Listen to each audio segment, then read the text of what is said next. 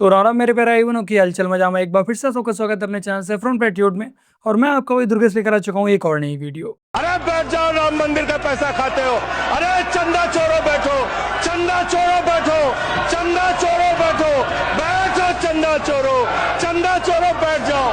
चंदा चोर हो तुम लोग। आप तो वो लोग हैं जिन्होंने प्रभु श्री राम के मंदिर में भी घोटाला किया। मान्यवर, प्रभु श्री राम के मंदिर पे ये लोग राम मंदिर में घोटाला करने वाले लोग हैं। राम मंदिर की जमीन का चंदा खाने वाले लोग हैं सर। ये लोग 2 करोड़ की जमीन 5 मिनट में 18 करोड़ में बेची सर इन लोगों ने। ये वीडियो पुरानी है जब चंदा चोरी में घोटाले के आरोप लगे थे, लेकिन आज जो दान पेटी में से चोरी हुई है, दान के रुपयों में से, उन पर भी ये वीडियो एकदम फिट बैठती है। ये कोई छोटा मोटा घोटाला नहीं है, बहुत बड़ा घोटाला हुआ है। कई करोड़ों रुपयों की मंदिर के दान से चोरी की गई है। और आज केंद्र में भी बीजेपी की सरकार है, राज्य में भी बीजेपी की सरकार है, बट उसके बावजूद भी गिरफ्तार नहीं किया गया है।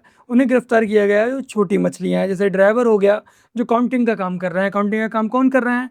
जो पहले मैकेनिक था, ड्राइवर था, उन सबको सोर्स के माध्यम से, जान पहचान के माध्यम से काउंटिंग के काम में लगा दिया गया। कुल मिलाकर सिर्फ छोटे मोटे लोगों की ही गिरफ्तारियां की गई हैं। जो बड़ी मछलियां हैं उन पर अभी तक किसी ने हाथ नहीं डाला है। और ये इतनी बड़ी चोरी किसी बड़े आदमी के बिना संभव ही नहीं है।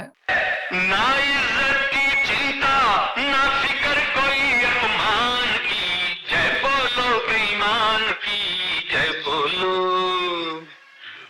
बोलो बेईमान की, जय बोलो।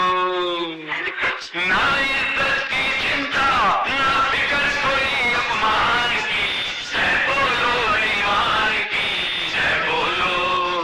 हो बोलो, जय बोलो बेईमान की, जय बोलो। मैं अभी अपने किसी पर्सनल काम से लखनऊ गया था, तो मैंने देखा कि पूरा का पूरा लखनऊ, जिस जिस जगह से मैं गया, पूरा का पूरा लखनऊ इन्हीं के स्वागत से पटा पड़ा था। बीजेपी के नए नवेले अध्यक्ष नितिन नवीन जी लखनऊ पधार रहे हैं, तो उनके स्वागत में पूरे लखनऊ को ही पोस्टर से पाट दिया। जब हद से ज्यादा मैंने ये पोस्टर देखे तो थोड़ा सा बुरा लगा, और ऐसा लगा कि इन पैसों का कहीं और सदुपयोग किया जा सकता था। और आज पूरे देश का यही हाल है। हमारी जो निजी सड़कें हैं, फ्लाई ओवर हैं, खंभे हैं, वो पूरे के पूरे इन नेताओं के निजी पोस्टर से छपे पड़े हैं। और जब इनकी रैलियां खत्म हो जाती हैं, नेताजी आकर घूम के चले जाते हैं, तब ये 2 दिन 3 दिन बाद सड़कों पर फटे हुए पड़े हुए दिखाई देते हैं। जो फ्लाई ओवर पर चिपकाए जाते हैं वो आधे फट चुके होते हैं, बहुत ही गंदे लगते हैं, और कचरा और अलग से फैलाते हैं। इनकी रैली के बाद प्लास्टिक का कचरा और गंदी सड़कें ही दिखाई देती हैं। आ रहा है तो राधा कृष्ण सजा के खड़े कर दिए गए, वो नाच रहे हैं। ऐसा कौन विश्व में पदाधिकारी पैदा हो गया जिसके स्वागत के लिए राधा कृष्ण नाचे? अरे तुम्हारी दुर्गति हो जाएगी, बहुत होश में। ये वीडियो भी काफी वायरल हो रही है, जहां पर नितिन नवीन जी के स्वागत में हनुमान जी सड़क पर नाच कर रहे हैं। तो अब बस हनुमान जी का यही काम बचा है कि बीजेपी के अध्यक्ष नितिन नवीन जी के स्वागत में सड़कों पर नाचते हुए नजर आए। अगर यही वीडियो किसी और नेता की रैली से आ गई होती, कांग्रेस की राहुल गांधी या अखिलेश यादव की रैली से आ गई होती, तो बीजेपी वाले सच में बहुत ही ज्यादा हंगामा कर देते। बट हमारे देश का विपक्ष एक नंबर का मूर्ख है, वो इस पर कुछ नहीं बोल पाया। बाकी का ये देखते हैं कि इस पर नितिन नवीन जी का क्या कहना है। हमने देखा है जब हिंदू देवी देवताओं का अपमान होता है तो आप मौन रहते हैं।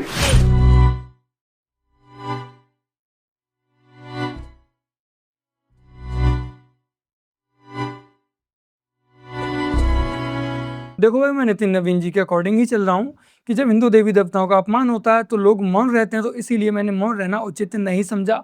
अब वो चाहे खुद नितिन नवीन जी ही क्यों ना हो। बाकी कहाँ ऐसा हो सकता है कि नितिन नवीन जी को ना पता हो कि इनके स्वागत में कैसी क्या व्यवस्था की गई, उन्हें ना पता हो कि हनुमान जी का वेशभूषा बनाकर एक किसी व्यक्ति को वहां पर नचवाया जाएगा उनके सामने।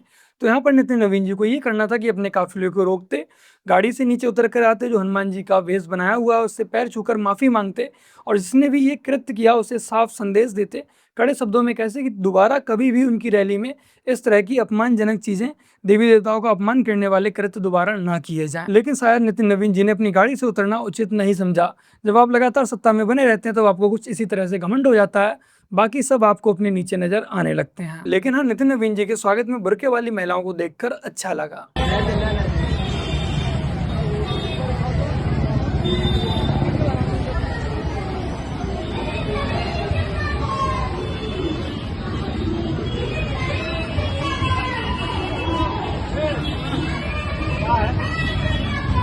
ये अच्छा कार्य किया गया है, मैं इस कार्य की सराहना करता हूँ, और आगे भी ऐसा कार्य करता रहना चाहिए। जब भी बीजेपी या कोई बड़ा नेता है, बड़ी रैली हो, तो बुर्के वाली महिला वहां पर स्वागत के लिए खड़ी हो, तो उससे हमारे देश में, समाज में एक अच्छा संदेश जाता है कि बीजेपी सबका ध्यान रखता है, बुर्के वाली महिलाओं का भी ध्यान रखती है। ये बना रहा हूँ। हम 100-200 लगाएंगे। 100-200 1 2 3 4 अब लगाओ। बस अरे लगा ले। अरे नहीं अब ऐसा हो गया। अरे हो गया। खाना बना साहब। अरे कर सिया अब रहने दो। हाथ मजबूत है जाओ वही बताओ। यहाँ पर अखिलेश यादव जी पीढ़ी समाज को मजबूत करते हुए नजर आ रहे हैं।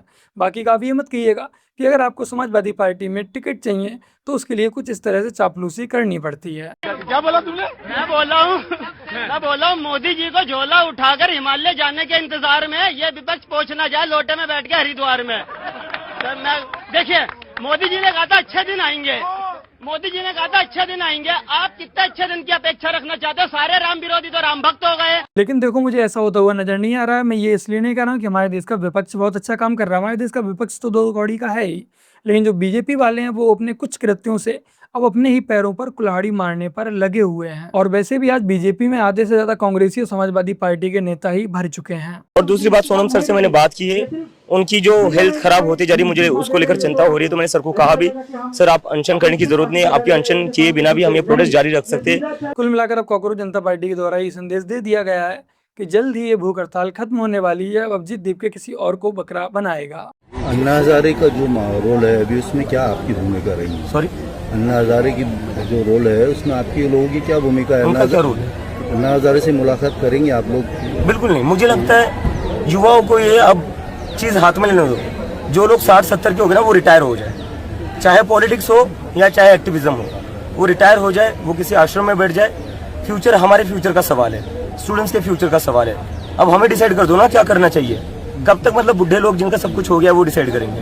इस लॉजिक के अकॉर्डिंग तो अभिजीत दीपके को सोनम वांगचुक को स्टेज से उतार देना चाहिए, क्योंकि सोनम वांगचुक इस समय 59 साल का है, कुछ ही महीनों में 60 साल का हो जाएगा। बाकी का ये इस कांग्रेस जनता पार्टी के जो असली मुद्दे हैं उन्हें भी देख लेते हैं। सोनम सर, आप स्टूडेंट्स के लिए प्रोटेस्ट कर रहे हैं ना, तो ये माइनस मार्क लाने वाले भी डॉक्टर बन सकते हैं। इनका पॉइंट उठा लें क्या? अच्छा, ये आपके मैनिफेस्टो में नहीं है, तो ये इकोनॉमिकली गुड फैमिलीज को भी रिजर्वेशन मिल जाता है और डिजर्विंग स्टूडेंट जो है वो पीछे रह जाता है। ये भी आपके मैनिफेस्टो में नहीं है। अच्छा, तो अंबेडकर जी ने बोला था कि reservation should and with time, ये पॉइंट भी आपके मैनिफेस्टो में नहीं है। लेकिन TMC election, Punjab election, Ambani Adani, Nicobar, जय भीम, ये परेड, ये सब आपके मैनिफेस्टो में है। को यही हकीकत है इस कांग्रेस जनता पार्टी की। ये छात्रों के मुद्दों को लेकर इन्होंने अपना पूरा प्रोपेगेंडा चलाया था, लेकिन अब छात्रों के हित की बात ना करके ये बाकी का सब कर रहे हैं। आम सूचना के लिए बता दीजिए कि बतौर कोषाध्यक्ष आप ट्रस्ट के काम को या ट्रस्ट के कोष को कितना देखते थे, कैसे ओवरसी करते थे? मैं ट्रस्ट के कोष को पूरी तरह देखता था। मैं स्वयं आता नहीं था, लेकिन हमारे पुणे कार्यालय के हमारे सहयोगी चार्टर अकाउंटेंट्स जो मेरे स्वयं के वहाँ के कोषाध्यक्ष हैं, उनको भेज, और वे आकर के महीने में 5 दिन यहाँ पर रहते थे, सारे हिसाब जांचते थे। उन्हीं के कारण मैं निश्चिंत रह पाता था। हम आते नहीं थे, हम पुणे में रहते थे, लेकिन जो हमारी चार्टर्ड अकाउंटेंट की टीम थी वो 5 दिनों यहाँ आकर रहती थी और वही यहाँ आकर सारा काम देखती थी। जब आपकी टीम ही यहाँ आकर सारा काम देखती थी, आपको इतनी फुर्सत नहीं थी कि आप इसका लेखा जोखा थोड़ा भी सही सलामत देख पाएं, फिर आप क्यों इस उम्र में इतनी टेंशन ले रहे हैं? इस उम्र में शांति से घर बैठिए, रिटायरमेंट लीजिए, क्यों फालतू का सरदर्द पाल रहे हो? नमस्कार, बहुत बहुत स्वागत है आप लोगों का। मैं यहाँ स्वागत कर रही हूँ आपका ईरान से, तेहरान से। यहाँ पर मैंने नहीं सोचा था, यकीन जानिए 1 हफ्ते पहले तक भी, कि मैं इतनी जल्दी ईरान आ जाऊंगी। 16 साल बाद मैं ईरान लौटी हूँ। ये बिल्कुल बदला बदला सा ईरान नज़र आ रहा है। इस वक्त एयरपोर्ट पे मौजूद हूँ, अभी लैंड हुई हूँ और उत्साह का आलम यह है कि आपको पता नहीं क्या क्या दिखाना और क्या क्या बताना चाहती हूँ। आपने देखा है पिछले 24 घंटे के दौरान किस तरह से पूरी दुनिया से लोग आके और अयतुल्ला अली खामने के जनाजे पर रो रहे हैं। उत्साह का आनंद कुछ इस प्रकार है कि ये खैमनी की मैयत में आई है या फिर खैमनी एक और निकाह करने जा रहा है उसमें आई है। बेचारी ईरान आने की खुशी में ये भूल बैठी है कि ये जनाजे में आई हुई है। मुंबई में जून भर की बारिश सिर्फ 2 दिनों में हो गई है।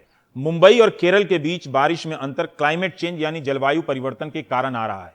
बीएमसी के प्रमुख प्रवीण परदेसी ने मीडिया से कहा है कि क्लाइमेट चेंज का नतीजा है ये। 2 दिनों में पूरे महीने के बराबर बारिश नहीं हुई थी कभी। अभी 2 दिनों में 550 मिलीमीटर बारिश हुई है। इतनी बारिश का औसत 20 दिनों का होना चाहिए। इसका मतलब है कि अभी और ऐसी बारिश हुई तो मुंबई मुश्किल में पड़ जाएगी। मुंबई में कहीं एक्ट ऑफ फ्रॉड तो नहीं हुआ है। महाराष्ट्र में बारिश ज्यादा हो रही है। 24 घंटे में 670 मिलीमीटर बारिश सामान्य नहीं है, बहुत ज्यादा है। इस तरह की तस्वीरें आम होती जा रही हैं। भ्रष्टाचार की बात हर साल मुंबई में होती है, हर साल यही तबाही दोहराई जाती है। मुंबई दुनिया के बड़े शहरों में गिनी जाती है। हर साल बारिश में इसकी हालत बता रही है कि इस शहर ने भ्रष्टाचार को साल भर होने वाली बारिश की तरह गले लगा लिया है। इस शहर को अब भरोसा नहीं रहा कि भ्रष्टाचार कभी खत्म हो सकता है। असल में शहर ने भरोसा नहीं खोया, बल्कि भ्रष्ट ताकतों से समझौता कर लिया। जिस दिन मुंबई के लोग आम लोगों की बात करने लगेंगे, उस दिन भ्रष्टाचार की लड़ाई बदल जाएगी और बारिश भी बेहतर हो जाएगी। वह भरोसा लौट आएगा कि मुंबई को भ्रष्टाचार और बारिश की तबाही से मुक्त कराया जा सकता है। नमस्कार, मैं रवीश कुमार। देखो 2019 में बारिश के समय पर उद्धव ठाकरे व कांग्रेस की मिलीभगत की सरकार थी और उस समय पर जब ज़्यादा बारिश होती है तो सरकार की जिम्मेदारी नहीं होती है। बारिश ज़्यादा हो गई थी, इस वजह से मुंबई की ऐसी हालत हो गई, जल भराव हो गया, तो वो सरकार की जिम्मेदारी नहीं बनती है रवीश कुमार के अकॉर्डिंग। लेकिन अब भाजपा की सरकार है तो भाजपा की जिम्मेदारी बनती है। भाजपा करप्ट है। यहाँ पर मैं ये कहना चाहूँगा कि भाजपा करप्ट होगी, सिस्टम की जिम्मेदारी है, सिस्टम करप्शन है सिस्टम में, लेकिन यहाँ पर सिस्टम से ज्यादा करप्शन रवीश कुमार की पत्रकारिता में है। बस मेरे प्यारे भाई बहनों, आज की अपनी इस वीडियो में इतना ही। वीडियो को लाइक शेयर कमेंट और अपने इस चैनल को सब्सक्राइब ऐसे कर लीजिएगा। चलिए फिर मिलते हैं एक और नई वीडियो के साथ, तब तक के लिए जय हिंद, वंदे मातरम, जय श्री राम।